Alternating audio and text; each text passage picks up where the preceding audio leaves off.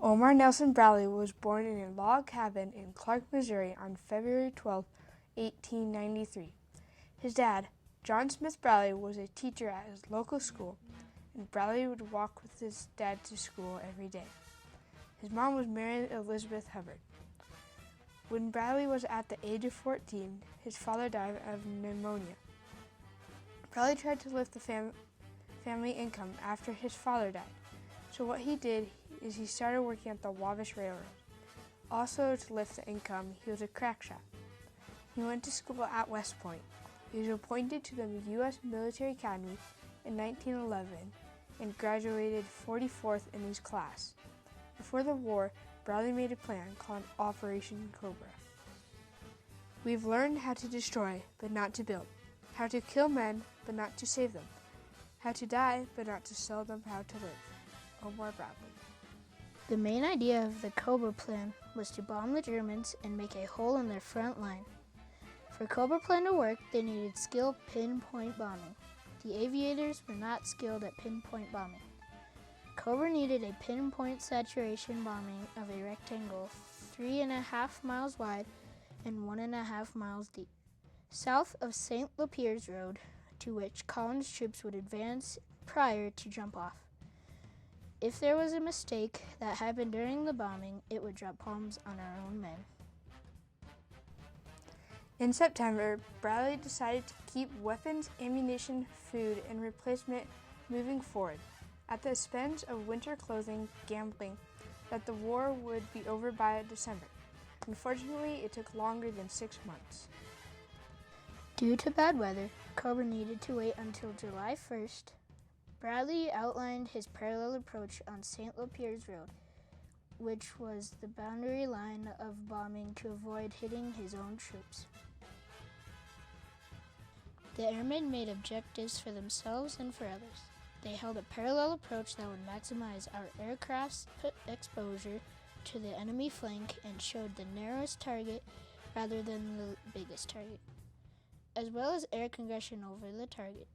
General Omar Nelson Bradley countered the attack parallel to the road that would enable our planes to bomb when the sun rose or the sun setting in the evening, partly blinding the German flank gunners just in case. Frankly, he said, "I will not agree to the bombing course straight to St. Lepier's Road that would make our planes fly over our own men on the attack." Omar made a plan where aircraft would approach the rectangular area on a course parallel to the east-west near St. Lepier's Road. This way, our bombers would not even fly over our own men.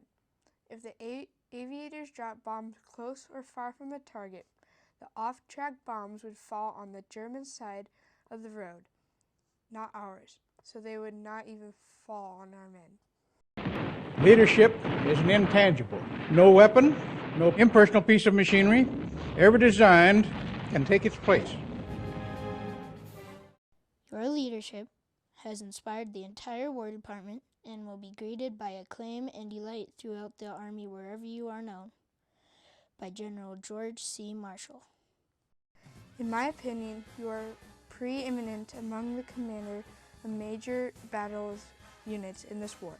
Your leadership, forcefulness, professional capacity, selfishness, high sense of duty, and sympathetic understanding of human being combined to stamp you as one of America's great leaders and soldiers. By Dwight D. Eisenhower. Patton's Third Army had to prepare to share with other Army platoons. So what Patton did was he introduced a higher headquarters so that he could lead armies. That was when Bradley was an ordained master. Bradley stepped into the role of being the leader of all U.S. armies, and Commander Courtney Hodges took Bradley's place. Operation Cobra was a plan devised by Bradley that was heavy bombing to shock the Germans, putting a hole in the front line so ground forces could break through. He wanted his commanders to be bold, accept great losses, but be committed to fast advance. He called Cobra. The most decisive battle of our war is in Western Europe.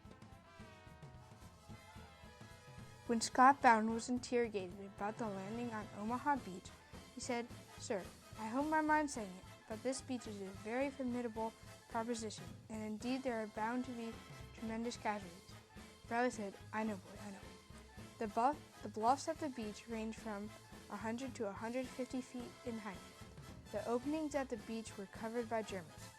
Before Operation Cobra, Bradley did not know that the heavy bombing formations were not able to drop their load within a 5-mile radius of their target.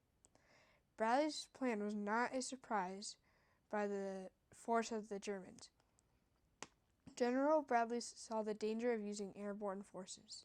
30 years after World War II, General Omar Bradley wrote, "Omaha Beach was a nightmare. Even now, it brings pain to recall what happened there on June 6, 1944. Every man who set foot on Omaha Beach was a hero." Because of Omar's great abilities to organize and lead, he became one of the most experienced and accomplished generals in the U.S. Army. General Omar Nelson Bradley defeated some of the most powerful armies. He got a reputation for paying great attention to the soldiers serving under him. He also received great praise that was widespread, highly rewarded during his lifetime. He is respected in military figure today. Wars can be prevented as surely as they can be provoked, and we who fail to prevent them must share guilt for the dead. General Omar Bradley. On the 4th, the afternoon of the 4th, and attacked on the 5th.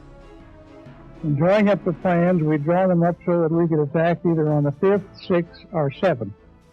The date was determined by the tides. There's a 19-foot tide on the two beaches, Omaha and Utah beaches. And the distance from low water mark to high water mark is something like 400 yards. The idea would have been to, under normal conditions, to land at high tide, so you put the troops ashore just at dawn. So I think the decision to go on the 6th was one of the most important decisions ever made, because if we had put it off 2 weeks, the weather was even worse on the 20th, and we couldn't have gone then. We'd have had to postpone at least a month. Bravery is the capacity to perform when scared half to death. General Omar Nelson Bradley. Omar left a legacy by showing his great leadership to soldiers under him and his great ability to lead. He cared for his soldiers and treated them fairly.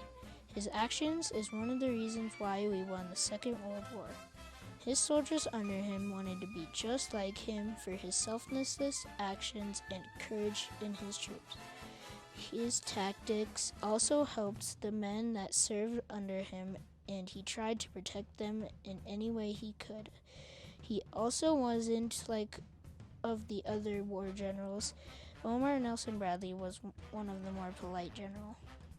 Set your courses by the stars, not by the lights of every passing ship. General Omar Nelson Bradley. General Omar Nelson Bradley died on April 8, 1981. He was 88 when he died. He died in New York and was buried in Arlington National Cemetery, VA, Veterans Affairs.